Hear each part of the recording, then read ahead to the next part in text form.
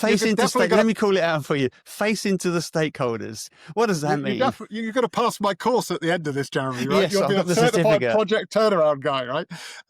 So I think you are right. I focus on engineering. That's my first level, that kind of stuff, right? But product often comes in for a bashing, and so does marketing. So does commercial, finance. They don't understand us and stuff like that. Yep. And actually, again, finding the right people in your organization and saying, let's go and talk to them. Right, let's go and help them to understand, and I've talked about this on other podcasts and some of my posts on LinkedIn.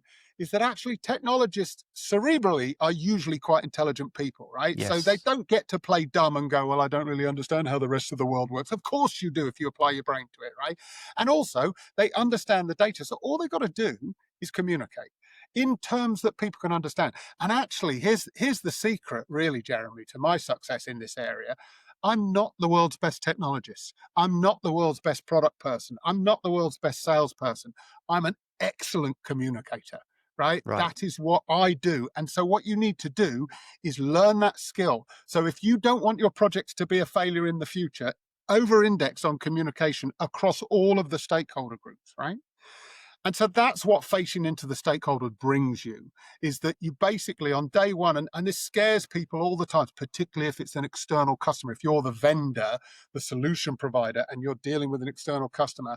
And almost on day one, I turn up and I go, okay, I've checked out. So what's the problem? Where are we constrained? Is it budget? Is it time? What is it? And then I go, right, let's go and talk to the customer. And they're like, whoa. What do you mean talk to the customer? You don't know what you're talking about. Yeah, you can't.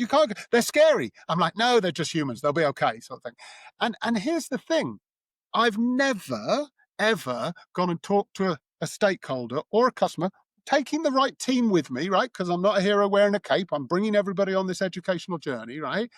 I've never gone and talked to them where it hasn't been appreciated. Absolutely. The first words are usually, thank you for talking to us, aren't they? All the time. People I'm pleased you're here. Because yeah, exactly. It's just the fact that you're taking the time to talk to me and explain, you might do it from, here are my challenges in the world. Here are my technical challenges or my product challenges or my finance challenges. That doesn't matter, right? You're always going to filter it through your own sort of view, but engage them in a conversation, right? And I think that also touches on, so for those out there who are thinking, yeah, that's all right if they're your colleagues. That's all right if you're all part of the same organization, because you're all on the same team. But what if it's a customer? And what if it's a really awkward bastard customer? And let me tell you, there's a few of those out there, Jeremy, right?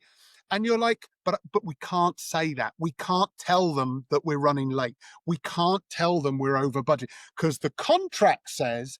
And at that point, I'm constantly freaking people out with this kind of advice, right? At that point, you go, yeah, don't worry about the contract.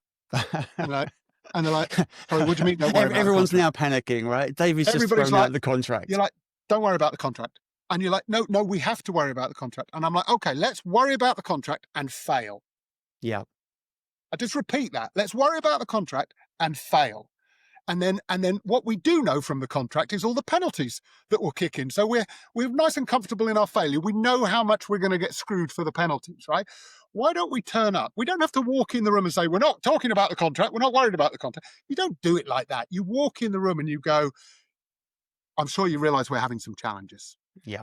And in an effort for us all to succeed, because as a vendor specifically, if you do not succeed, your customer will fail and your business will fail. And if your business fails, your customer will fail in this particular area, right? Nobody wants that. Contracts, a wise person once said to me, you know what you should do? You should spend effort on a contract. You should get the lawyers in the room. You should write the contract, get it all done, get it signed, and then put it in a drawer and lock it away and never look at it again. You're giving people cold shivers right now, David. Unless it's the only option. Yeah, but here's the thing, Jeremy, right? What you've asked me to do is give people some guidance on how this could work for them. And I'm my learned experience makes me a bit braver. I get that, right? I get, don't David Crawford told me to tell you to sod off about the contract, right?